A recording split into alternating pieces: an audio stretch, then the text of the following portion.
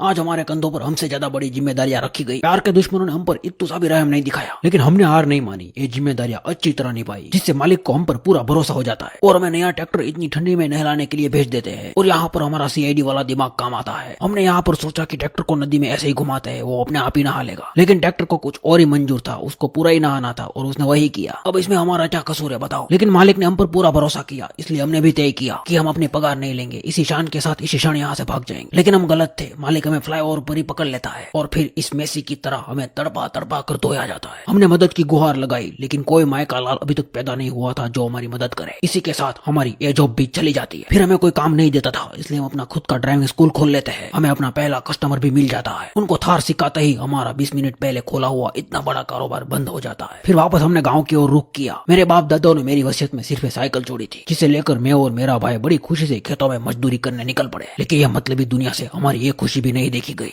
परंतु क्या